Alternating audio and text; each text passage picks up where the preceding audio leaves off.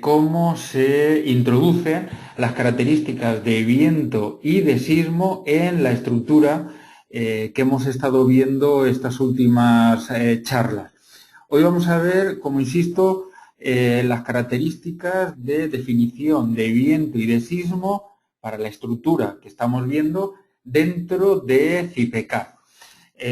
Como también se ha comentado en varias ocasiones, nuestro consejo siempre es que se haga un primer cálculo solo a cargas verticales, cargas permanentes, sobrecargas de uso, pero solo a cargas verticales, sin viento y sin sismo. En este primer cálculo lo que haremos será adaptar la geometría de las secciones, ajustándolas para que cumplan por lo menos a cargas verticales, y una vez que las tenemos adaptadas a cargas verticales, entonces meter el viento y el sismo si es que es necesario, ¿vale?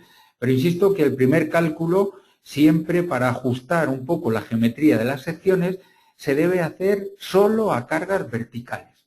Bueno, pues vamos a entrar dentro de CIPECAD y vamos a ver la estructura que teníamos entre manos, que vimos ayer, que era la de el ejemplo del manual, donde quizás no es la mejor estructura para, sobre todo, comportamiento sísmico por el hueco excéntrico que tiene debido a la escalera y el ascensor, como podéis ver abajo a la derecha, pero en fin, para ver cómo se introducen los datos, perfectamente válido.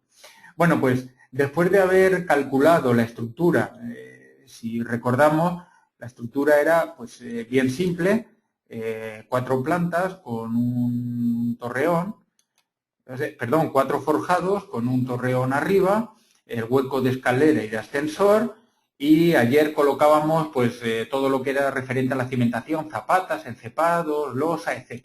Bueno, pues aquí vamos a definir características de viento y de sismo. Entonces, insisto, el primer cálculo solo a cargas verticales. Una vez que hemos ajustado toda la geometría de nuestras secciones para que cumplan a cargas verticales, por supuesto, sin tocar lo que es el armado, porque el armado no nos interesa en este primer cálculo, solamente la geometría de las secciones para que cumplan a cargas verticales, entonces es cuando definimos el viento y el sismo. Para ello nos vamos a obra, datos generales. Y dentro de los datos generales, con la normativa que en su día nosotros hemos seleccionado para hacer estas charlas, nos vamos abajo a la izquierda, donde tenemos todo lo relativo a viento y a sismo. Entonces, nos vamos a entrar en viento. Bueno, cuando entramos en viento, el programa tiene definido a la izquierda toda la normativa para los diferentes países que tenemos implementado. Todavía nos quedan muchas más, pero se van implementando poco a poco, ¿vale? Pues en este caso, y para hacer el ejemplo, todas más o menos piden exactamente lo mismo. Pero, por ejemplo, en la norma española tenemos la NTE antigua y el Código Técnico de la Edificación, que es la nueva norma, ¿vale? Entonces, a partir de aquí, el programa lo que nos pedirá serán las acciones de viento, tanto en X negativo como positivo y en Y positivo como negativo. Los anchos de banda, la zona eólica, el grado de aspereza, etc. Esto en cuanto a la norma española. Si nosotros, por ejemplo, nos vamos a la norma de Panamá, por ejemplo, pues nos pedirá pues, la acción del viento en X y en Y, tanto positivo como negativo, los anchos de banda, en este caso, pues la categoría de ocupación, la zona eólica, la categoría del terreno, si es llano o no es llano con los diferentes desniveles que tenga, etcétera. Es decir, dependiendo de la normativa, a ver, un segundo porque, bueno, como decíamos, dependiendo de la normativa que nosotros, del país que nosotros seleccionamos, nos van a aparecer una serie, o nos va a pedir el programa una serie de datos. En concreto, como ya he dicho en varias ocasiones, dependiendo de la ventana en la cual nos encontremos, arriba, a la derecha, tenemos el icono de interrogación donde podemos ver la ayuda que tiene el programa por defecto.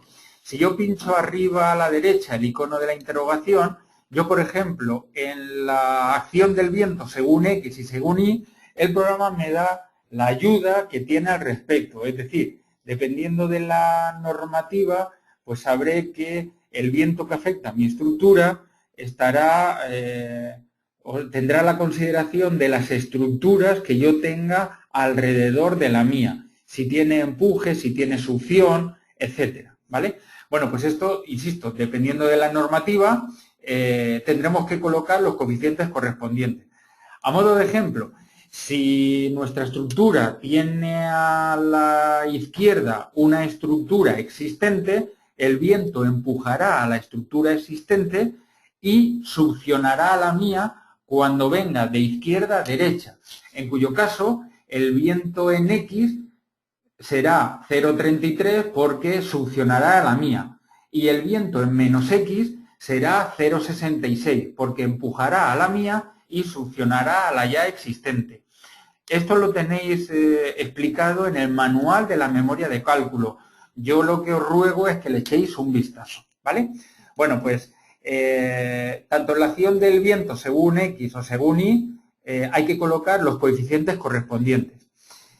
Los anchos de banda lo podemos colocar todos iguales para todas y cada una de las plantas, tanto en X como en Y, o dependiendo de cada una de las plantas que nosotros tengamos, pues un ancho de banda diferente. A modo de ejemplo, el ancho de banda en X y el ancho de banda Y, si yo me voy por planta, lo que aquí nos va a pedir es el ancho que tenemos en cada una de las plantas. Es decir, ancho de banda en Y, lo que mide en esa planta el I, es decir, la profundidad que tiene mi estructura, y ancho de banda en X, lo que mide la estructura en X. Por ejemplo, veis que tenemos planta baja, planta segunda, tercera, cubierta y casetón. Si yo me voy de aquí, para que lo veáis, yo en esta planta baja puedo medir tanto en X como en Y. Pues yo mediría desde aquí hasta aquí, desde el pilar 1 al pilar 4, como veis tengo una longitud de 9,6 y desde el pilar 1 al pilar 8 pues tengo una longitud de 9,8.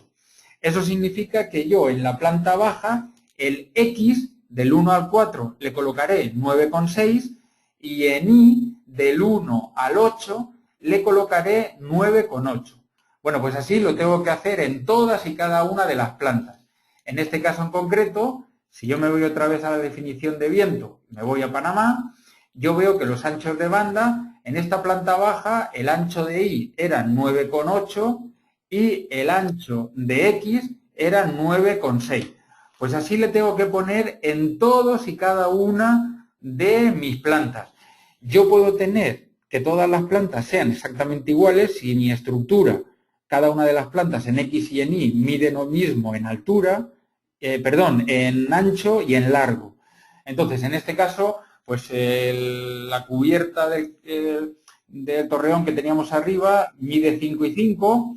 En la cubierta, tercera planta y segunda, pues son 11. Entonces, esto es lo que le coloco yo a cada uno de los anchos de banda que tiene mi estructura. Y en la planta baja, como acabamos de ver, pues el ancho de banda en X era lo que medía del pilar 1 al 4, 9,6, y el ancho de banda en Y era lo que medía el pilar del 1 al 8 y era 9,8, ¿vale? Así, insisto, le podemos dar todos y cada uno de los anchos de banda de cada una de las plantas. Repetimos, ancho de banda en X, lo que mide la planta en X. Ancho de banda en Y, lo que mide la planta en Y. ¿Vale? Bueno, pues así definimos lo que son los anchos de banda. Luego, en este caso y para esta norma, dependiendo de la categoría de ocupación, pues podemos elegir del grado 1 al 4. Pues, por ejemplo, el grado 2, todos los edificios y estructuras, excepto las de categoría 1, 3 y 4. Vamos a dejarlo ahí, por ejemplo. Esto viene mejor definido en cada una de las normas que nosotros seleccionemos. Aquí también podemos elegir la zona eólica bien del Pacífico o bien del Atlántico. La diferencia es simplemente pues, los kilómetros por hora de cada uno de ellos. Vamos a elegir Atlántico, por ejemplo, ¿vale? Luego, la categoría del terreno, pues si es única o dependiendo según la dirección, pues podemos tener una categoría u otra. Esto ya insisto que depende de la normativa o del país que nosotros elijamos, pues nos van a pedir unas características u otras, que nosotros, pues por supuesto, tenemos que saber. Por ejemplo, vamos a elegir la zona A, con grandes concentraciones de estructuras, que en este caso, para la norma REP 04, nos dice que hay más del 50% de los edificios con una altura superior a 21 metros, que puede ser aproximadamente pues 4 plantas, una cosa así.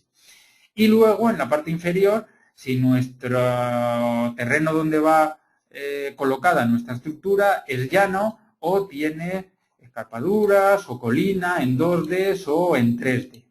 ¿Vale? Bien, así definimos el viento. Lo hemos hecho para la norma de Panamá, pero si tuviésemos que calcular con cualquier otra norma, lo podríamos hacer exactamente igual. Por ejemplo, si yo me voy a la norma de Colombia, tengo los coeficientes de acción del viento, tanto en X positivo, negativo y positivo, los anchos de banda, que puede ser igual para todas las plantas o, dependiendo de la planta, su ancho de banda correspondiente, y luego aquí pues exactamente igual. La categoría de uso, la velocidad básica del viento, si recordéis, para la norma de Panamá nos pedía bien Atlántico, bien Pacífico. Aquí directamente me pide la velocidad básica del viento. Y luego exactamente todo lo demás igual, tanto la categoría del terreno como si es llano o no. ¿Vale? Bueno, pues me quedo con la norma de Panamá.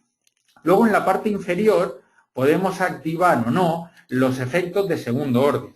Esto, por supuesto, dependerá y se podrán activar tanto para viento como para sismo. Es el efecto P delta que tenéis definido en el manual de la memoria de cálculo. Aquí también cada norma pues tiene sus coeficientes correspondientes. A modo de ejemplo, creo recordar que la norma brasileña, que viene así definido en el manual de la memoria de cálculo, dice que hay que aplicar un coeficiente de 1,49. Recordamos que en el código modelo dice que si es una estructura metálica, pues hay que considerar el valor para multiplicar los desplazamientos por 1,5 y si es una estructura de hormigón, los desplazamientos se multiplicarán por 2. Pero luego cada norma puede afinar esos parámetros. En este caso, como comento, la norma brasileña, creo recordar que dice que hay que multiplicar por 1,49. Insisto que esto lo tenéis en la memoria de cálculo, ¿vale? Bueno, pues así se definen las características de viento. He preparado aquí este PowerPoint para que lo veáis, porque, por ejemplo, yo puedo tener una estructura totalmente exenta o puedo tener en una zona dos estructuras que vamos a ejecutar, pero que no están unidas. Eso significa que el ancho de banda a colocar, pues depende de las características geométricas que tengo en las estructuras. Arriba a la izquierda, arriba a la derecha, que es este dibujito que tenéis aquí, me indica el X y el Y que hemos estado viendo. El Y positivo pues hacia arriba, Y negativo hacia abajo, y el X positivo de izquierda a derecha y el X negativo de derecha a izquierda. Eso es lo que la definición de los signos dentro del programa. En esta figura de la izquierda pues tenemos dos estructuras separadas, una cierta distancia, y las fórmulas que tenemos a la derecha nos indican qué ancho de banda debemos de colocar para que el programa tenga en cuenta lo que se lleva cada una de las zonas, tanto la 1 como la 2. Estos dibujitos están sacados íntegramente de la memoria de cálculo, que es lo que ruego es que, por favor, le echéis un vistazo a esa memoria de cálculo donde tenemos estas características, ¿vale? Bueno, pues una vez que tenemos las características del viento, simplemente le damos a aceptar y el programa automáticamente dependiendo de los parámetros que nosotros hayamos definido, según la norma que hemos utilizado y de los anchos de banda que hemos colocado, tanto en X como en Y, y dependiendo de la altura que hayamos colocado y definido nuestra estructura para cada una de las plantas, recordad que esto lo hicimos en la primera sesión, el lunes pasado, no el otro. Entonces, el programa lo que va a hacer es sacar las cargas de viento que aplica en todas y cada una de las plantas. Aquí tenéis, tanto en X como en Y, positivo y negativo, todas y cada una de las cargas de viento para cada una de las plantas, como veis, ¿vale? En este caso, poniendo el ratón encima, nos da en kilonewton, el sistema internacional, ¿vale? Hay que saber lo siguiente. Tal y como dice la memoria de cálculo, el programa aplica la carga de viento, tanto positivo como negativo, con sus excentricidades correspondientes, si es que la norma así lo exige. Es una carga horizontal que coloca en el centro geométrico de la planta, tanto en X como en Y. Es decir, si tenemos una estructura metálica, por ejemplo, a 2 aguas, donde en cualquier norma tenemos sobre la cubierta tanto empujes como succión, el programa no tiene en cuenta eso. CIPECAD no. El programa de estructura metálica que viene del generador de precios sí que tiene en cuenta los empujes y las succiones dentro de nuestras cubiertas, ya sean a 1 agua, ya sean a 2 aguas, ya sean marquesinas, estructuras normales, etcétera, ¿vale? Pero CIPECAD no. Lo que hace es, en cada una de las plantas, coloca una carga, tanto en X como en Y, insisto, con su excentricidad correspondiente, si es que la norma así lo exige, y lo que hace es mover la estructura. Es decir, si yo le doy a aceptar, lo que hace es colocar en el centro geométrico de esta planta una carga para mover la estructura en esta dirección y para moverla en esta dirección. Como sabéis, el programa mantiene la indeformabilidad de la planta cuando colocamos un forjado. Entonces, son los pilares los que se ven afectados por estas cargas. Lo que es el forjado realmente no, los pilares, ¿vale? Entonces, para no perder el tiempo en el cálculo, lo que he hecho es calcular la estructura y tenerla ya calculada con viento. Es decir, lo que he hecho aquí ha sido definir lo mismo que hemos hecho, las características que hemos colocado antes, y la he calculado con viento, ¿vale? Entonces, a modo de ejemplo, si queremos verla deformada para esa hipótesis de viento, bien en X o bien en Y, si yo le pongo un coeficiente algo mayor para que se vea y le digo una animación de la estructura, pues podemos ver cómo en esa dirección X se está moviendo la estructura cuando en X positivo, cuando el viento pega de izquierda a derecha, ¿vale? Insisto que se da una indeformabilidad de la planta por la lámina rígida que pone el programa, definido en la memoria de cálculo, y son los pilares los que se encargan de soportar el empuje correspondiente, ¿vale? Bueno, a partir de aquí ya podemos ver todos los resultados de pilares con las cargas, etcétera, etcétera. Por ejemplo, dentro de las envolventes, en esfuerzos de pilares y pantallas, si yo pincho un pilar cualquiera, tengo en altura, por peso propio, cargas muertas, sobrecarga de uso y también por viento, por sismo, etcétera. En este caso, el sismo lo veremos luego, ¿vale?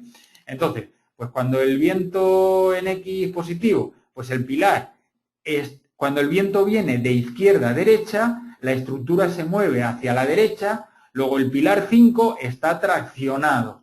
Es lógico, ¿vale? Pues así podemos ver también, digamos, con detalle, todos los esfuerzos para cada una de las hipótesis simples. Recordad que las hipótesis simples, tanto en pantalla, planos y listados, vienen sin mayorar, ¿vale? Todo lo demás que no venga por hipótesis simple, viene mayorado. Bueno, pues así podemos ver los esfuerzos de cada una de las hipótesis simples, en este caso del viento, de cada uno de los pilares, ¿vale?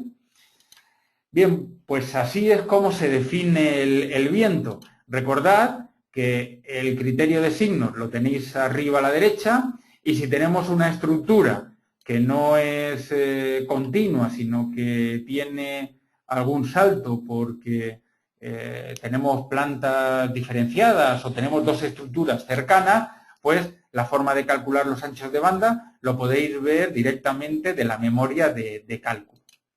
Vale, eso es en cuanto al viento. En cuanto al sismo, bueno, pues si yo me voy a la estructura original que estábamos viendo, que no teníamos calculada, aquí vamos a empezar a definir todas las características de sismo. Insisto que esta estructura, como podéis ver, no es quizás la más idónea para el sismo por la excentricidad que tiene. Es decir, tiene abajo a la derecha dos huecos relativamente grandes para la escalera y para el ascensor, y el resto, digamos que la masa no está compensada dentro de cada una de las plantas, como podéis ver. Pero en fin, me vale para ver el ejemplo, ¿vale? Bueno, pues nos vamos a obra, datos generales. Aquí tenemos la acción del viento que hemos definido antes, y ahora nos vamos a ir al sismo. En el sismo pasa exactamente igual que con el viento, es decir, el programa tiene una serie de normativas en cuanto a cada uno de los países implementadas, y en la parte inferior izquierda pues nos falta todavía implementar mucho más.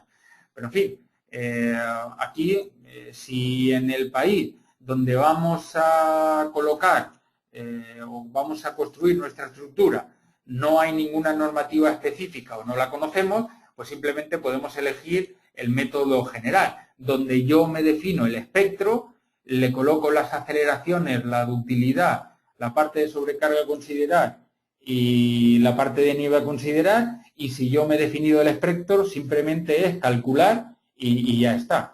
De forma general también, lo que se suele hacer, si no sabemos qué normativa de sismo hay en la zona o en el país donde vamos a ejecutar nuestra estructura, pues es llamar al consulado, embajada, para que nos diga exactamente con qué normativa se suele calcular el sismo ahí. Si no, insisto, el método general, el más menor, que nos tenemos que crear el espectro, ¿vale?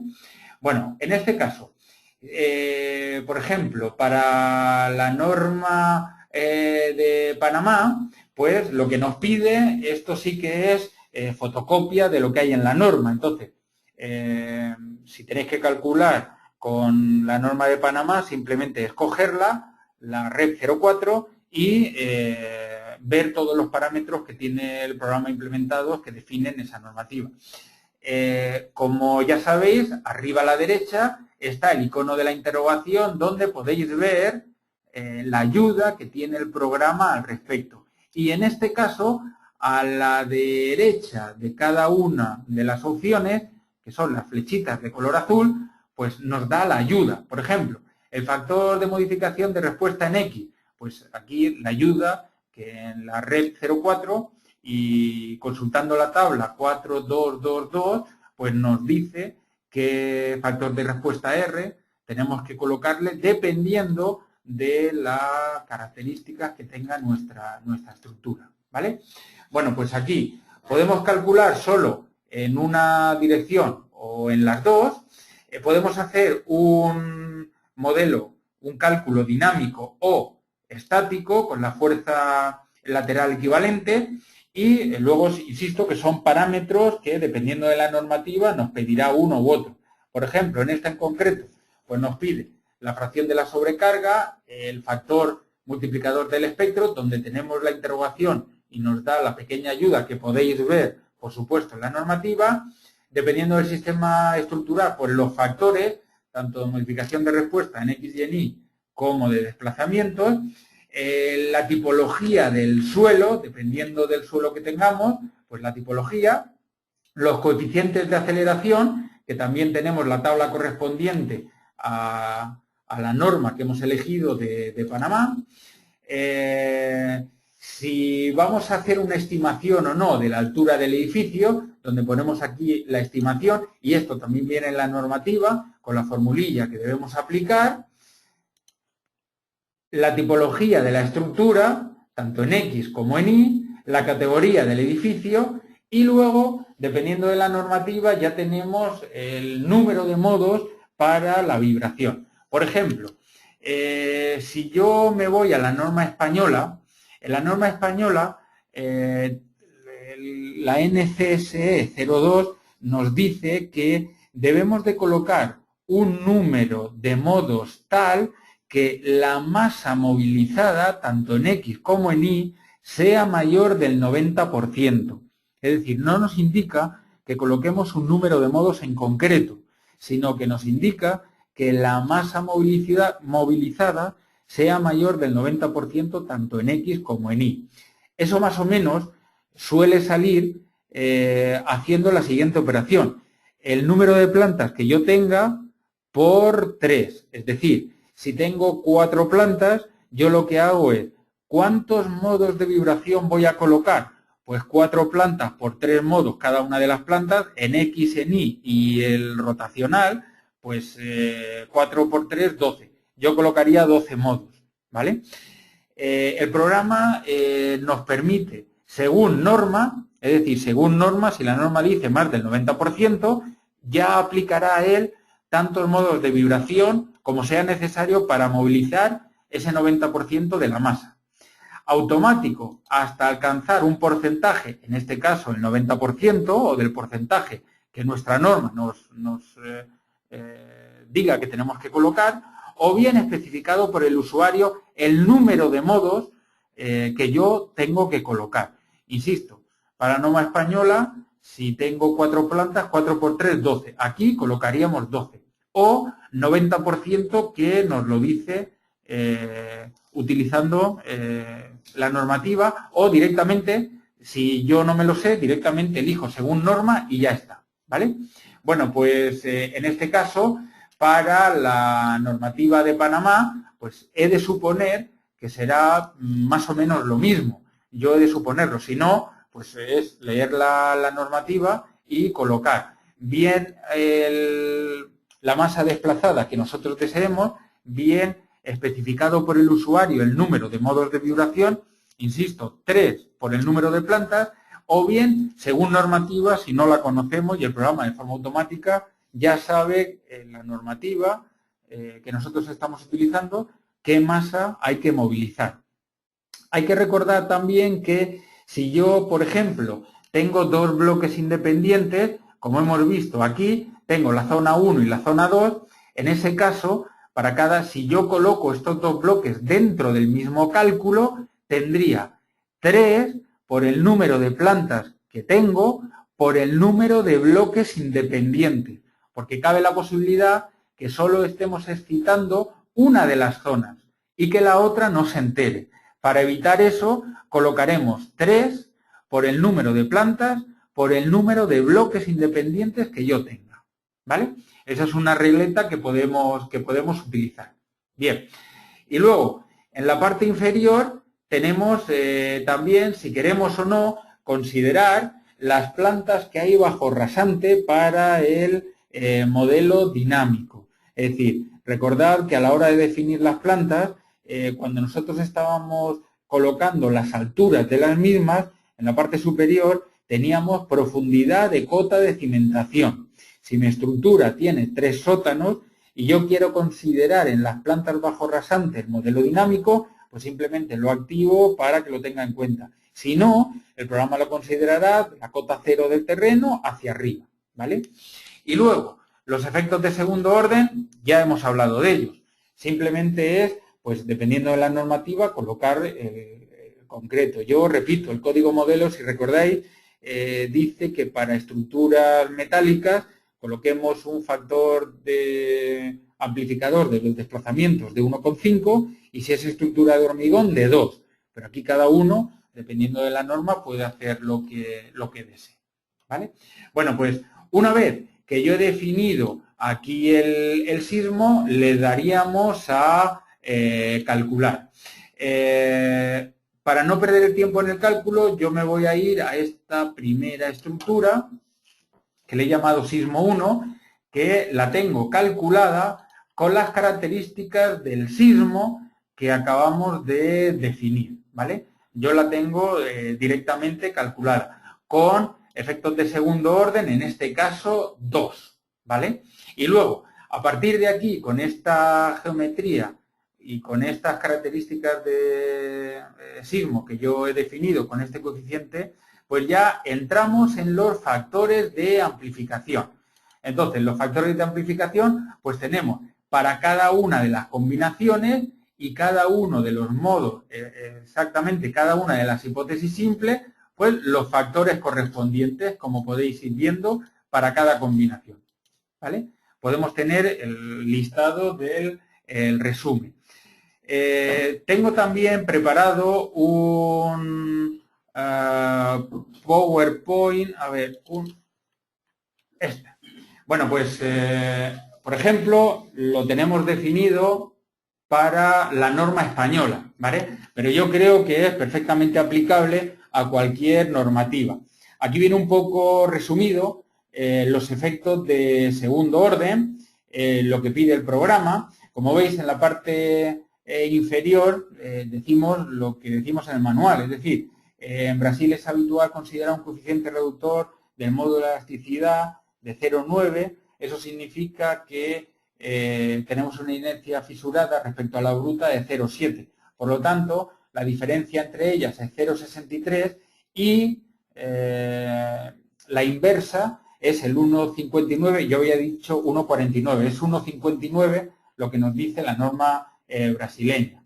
Bueno, pues una vez que hemos definido esos coeficientes con las particularidades correspondientes, lo que nos da el programa es lo que estáis viendo ahí, los factores de amplificación. Vale.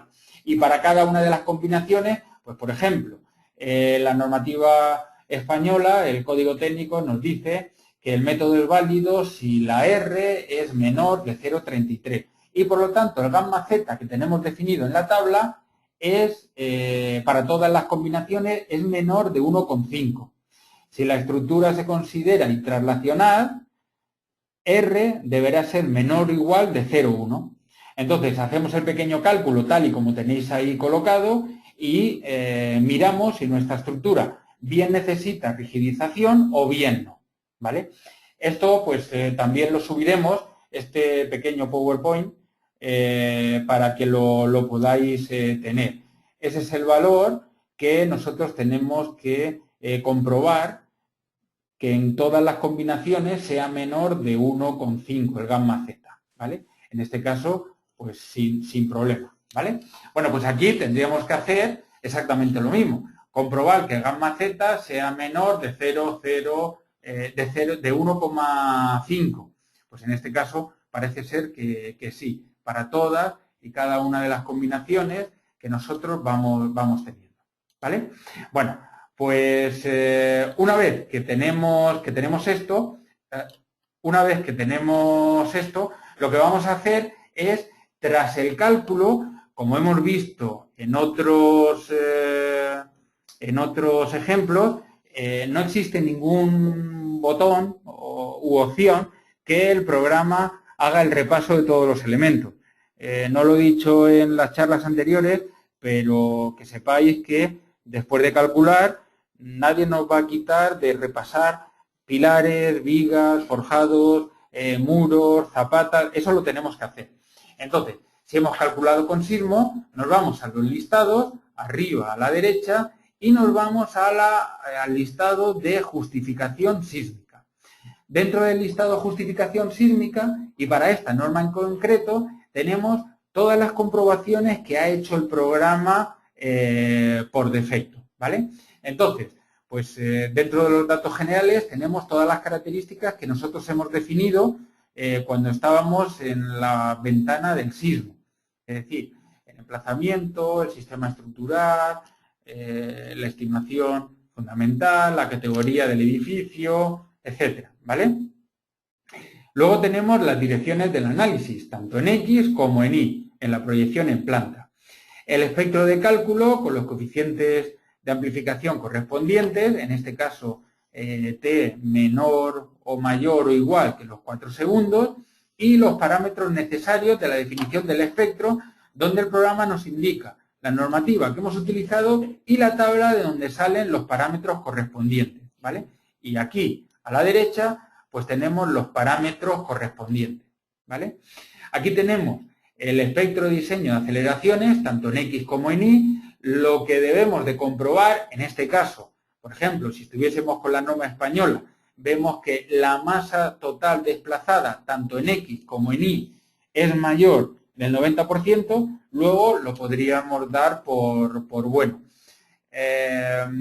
También veis que, de forma general, los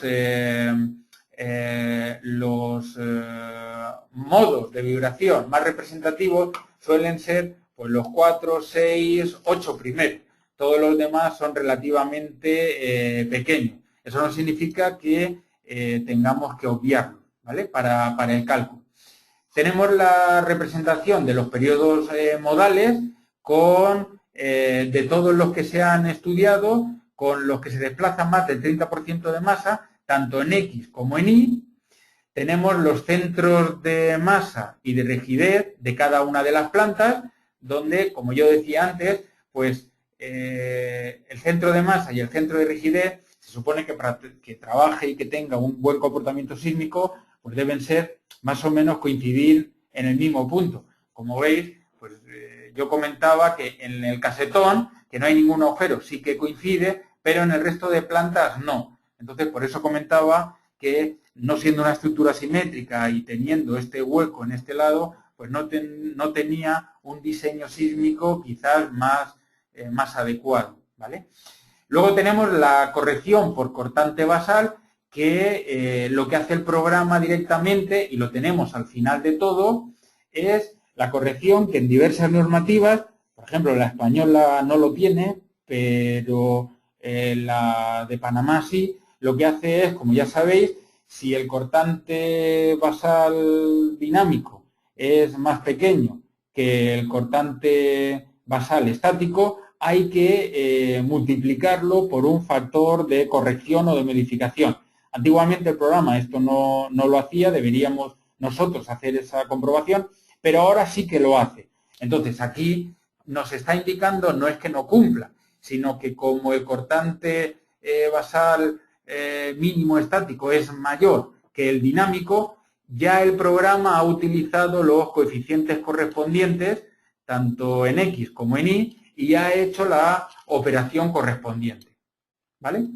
Bueno, pues por supuesto, como hemos dicho en diferentes ocasiones, cualquier listado que veamos en pantalla, arriba a la derecha tenemos la posibilidad de exportarlo a cada uno de los formatos que tiene el programa por defecto, HTML, PDF, etc. Y podemos también imprimirlo con la impresora que tengamos predeterminada en Windows, ¿vale? Bueno, pues así es como se define el sismo. Otra posibilidad es la siguiente. Por ejemplo, tengo aquí preparado otro, dentro del viento, tengo aquí la posibilidad de enseñaros la metodología para análisis dinámico de edificios sometidos a acciones sísmicas, incorporando los efectos estructurales de los elementos de cerramiento, ya sean tabiquerías, fachadas, etcétera, ¿vale? Entonces, el programa de CIPE, en las últimas versiones, ya lo tiene en cuenta y se puede colocar. Por ejemplo, en los esfuerzos de diseño, evidentemente no son exactamente iguales que el comportamiento real. Y lo voy a poner maximizado para que se vea mejor, ¿vale? Entonces, una vez que sabemos que los esfuerzos de diseño no son iguales que el comportamiento real, nosotros hasta ahora lo que hacíamos era calcular la estructura sin tener en cuenta esos cerramientos. Es decir, tal y como lo tenemos a la izquierda, en los esfuerzos de diseño. Entonces, realmente el comportamiento cuando viene un sismo es lo que podéis ver más a la derecha. Es decir, que las plantas inferiores, que son más diáfanas, que suelen estar ocupadas pues, por comercios o simplemente, como podéis ver en la última fotografía, abajo a la derecha, simplemente están cerradas y dentro no hay nada, eran locales totalmente vacíos, pues cuando viene un sismo son las plantas más castigadas, ¿vale? Entonces, lo que hemos pretendido es diferenciar cada uno de los estados en el cálculo dinámico. Es decir, un primer estado cuando no tenemos esos cerramientos colocados, un segundo estado cuando están todos, un tercer estado colocando cada una de las plantas sin ese cerramiento para hacer el cálculo de todas y cada una de ellas. Es decir, el estado 3, pues en la primera planta no existen cerramientos, el 4, pues ni en la primera, ni en la segunda, ni en la tercera, el estado 5, pues dependiendo de la altura de las plantas, el programa va quitando esos elementos que rigidizan. Y para hacer el dimensionado se hace la envolvente de todos los estados, ¿vale? Entonces, el cálculo de la estructura, en este caso, cuando tenemos una estructura, que no es la que yo os he enseñado, pero en fin, para que veáis el ejemplo, el programa hace y comprueba todos y cada uno de los estados que estáis viendo ahí. Es decir, el primero, cuando no tenemos ningún elemento de cerramiento. El segundo, cuando tenemos la estructura perfectamente rigidizada con todos y cada uno de los elementos de cerramiento, ya sea tabiquería, etcétera. Y luego, el resto de estados, lo que vamos haciendo es quitando esos elementos que rigidizan de cada una de las plantas. El estado 3, el 4, el 5, etcétera. ¿Vale? Bueno, pues ese es el cálculo que realiza el programa. Luego, a modo de ejemplo, con este estudio que se ha hecho, hemos visto el cortante, en este caso en X, para cada una de las plantas y en cada uno de los estados. Como veis, pues se supone que el más desfavorable es cuando, pues eso, tenemos toda nuestra estructura rigidizada y la planta primera, que suelen ser, pues eso, locales donde están centros comerciales o tiendas o simplemente locales cerrados, que no hay tabiquerías interiores ni compartimentación, es donde los cortantes son algo mayores, ¿vale?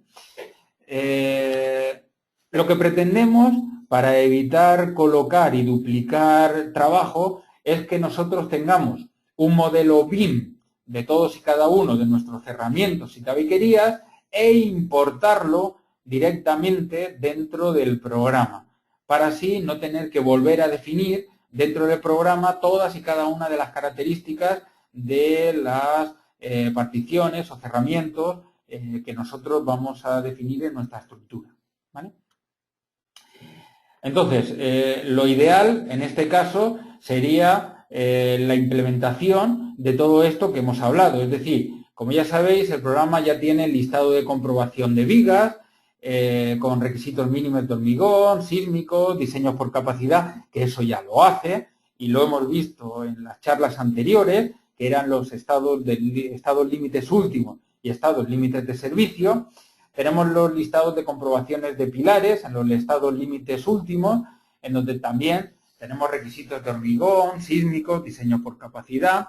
Luego los requisitos de armado por sismo, dependiendo, pues, por ejemplo, de la ductilidad. Si tenemos ductilidad alta, muy alta o baja, pues cada una de las normativas nos indica pues, que los estribos tienen que estar más juntitos, que la cuantía tanto superior como inferior de las vigas debe ser mayor a una cierta cantidad, etcétera. Que las longitudes de anclaje sean algo mayores, etcétera.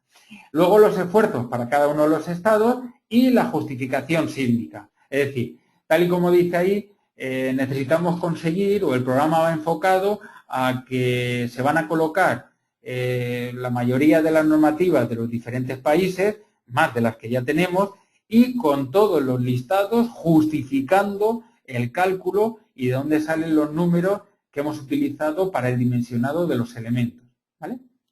Bueno, a modo de conclusión, lo que pretendemos es lo que vosotros estáis viendo ahí.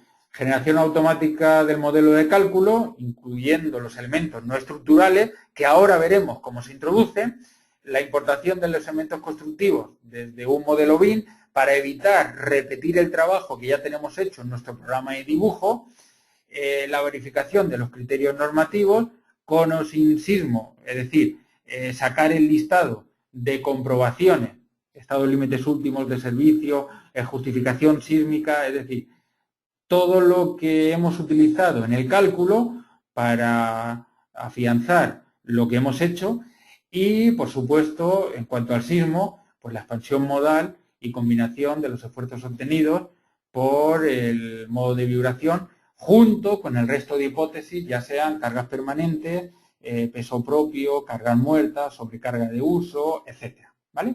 Bueno, pues este es lo que os quería enseñar. Y en cuanto a cómo colocar esos elementos estructurales que rigidizan, ya sean perimetrales, de cerramiento o tabiquería interior, bueno, pues los tenemos dentro de la opción de cargas, elementos constructivos, ¿vale? Y dentro de los elementos constructivos es exactamente igual que los menús que hemos visto durante esta charla. Es un menú flotante donde lo podemos tener plegado o desplegado. Bueno, pues vamos a pinchar en añadir y el programa lo que nos va a pedir es qué tipo de material vamos a utilizar, las características de esos materiales y de qué grupo a qué grupo va a estar definido. Por ejemplo, si en la primera planta simplemente vamos a tener un material de cerramiento y no vamos a tener tabiquería interior, pues no lo colocaríamos para hacer el cálculo algo más adaptado a lo que es la realidad.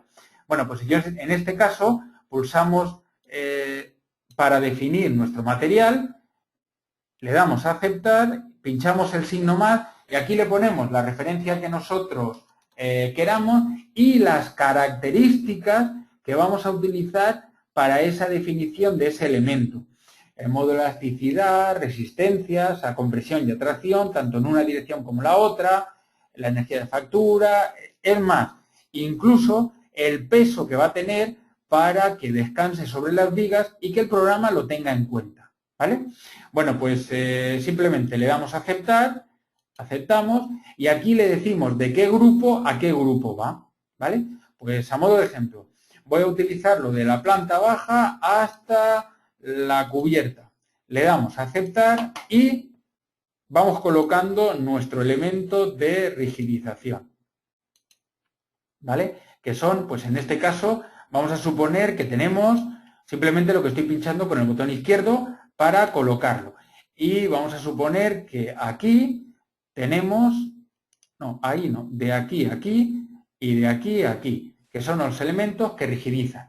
Si yo ahora, a partir de aquí, quiero ver la información que tengo de cada uno de ellos, pues puedo ver las características de la elasticidad que tiene la barra, la altura, los ángulos, etcétera, ¿vale? Para cada una de ellas.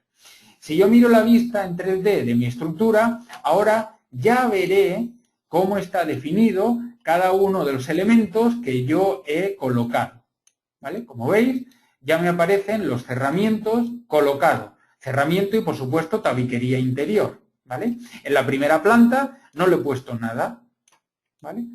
Bueno, pues a partir de aquí yo haría el cálculo de lo que es la estructura y compararía con las características que he obtenido tras ese cálculo. Recordad, como hemos visto aquí, que, por ejemplo, si tenemos en cuenta el cortante, pues el programa tendrá en cuenta la envolvente de todas estas gráficas que tenemos aquí definidas, tanto de la estructura cuando no está con estas características, como de la estructura cuando sí que las tiene, pasando por todas y cada una de ellas, ¿vale?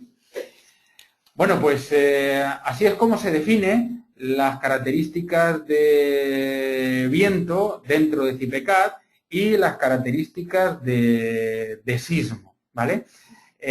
Para todas y cada una de la estructura. Cuando yo coloco esos cerramientos, le tengo que decir al programa que los tenga en cuenta. En la parte inferior, debajo de la acción sísmica, tengo el criterio de armado por ductilidad. En este caso, para la norma de Panamá, tenemos ninguno, marcos ordinarios, intermedios o especiales. ¿Qué hacen cada uno de ellos? Pues simplemente tenemos aquí la ayuda de información donde, dependiendo de lo que yo elija, pues el programa me va a colocar esas restricciones normativas. Por ejemplo, para marcos especiales, pues como mínimo se colocarán 2 barras longitudinales a lo largo de toda la viga. El programa, todo lo que veis en este listado, es lo que aplica dependiendo del marco que yo haya seleccionado. Pues, por ejemplo, si es un marco especial, pues la armadura mínima longitudinal en cualquier sección debe ser al menos 1/4 de la máxima en su cara. El armado mínimo inferior será mayor que 1/4 del armado máximo inferior. Es decir, todas estas características son las que aplica el programa a la hora de elegir el armado por ductilidad. Y a la hora de elegir que tenga en cuenta en el cálculo los elementos constructivos, simplemente en la parte inferior del criterio de armado por ductilidad, elementos constructivos, pulsamos en no se consideran y aquí elegimos lo que queremos tener en cuenta. Por ejemplo, yo no los quiero tener en cuenta, pues no lo activo y ya está. Aunque los haya colocado, el programa no los tendrá en cuenta. O puedo decirle que estén con la interacción de la estructura, ¿vale?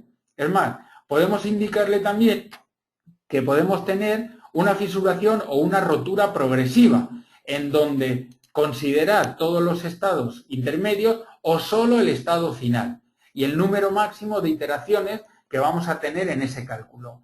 O incluso también podemos elegir la amplificación de esfuerzos por planta, es decir, lo que se llama piso débil.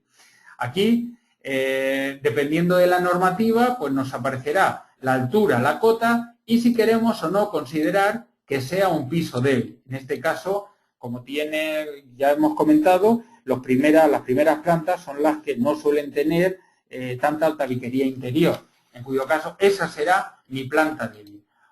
O bien la que viene definida en la norma, o bien con los valores introducidos por el usuario, tanto de cortantes como de momentos, ¿vale? Bueno, pues lo único que tendríamos que hacer sería activarlo, darle a aceptar y a calcular para obtener los esfuerzos y el dimensionado de los elementos correspondientes. Bueno,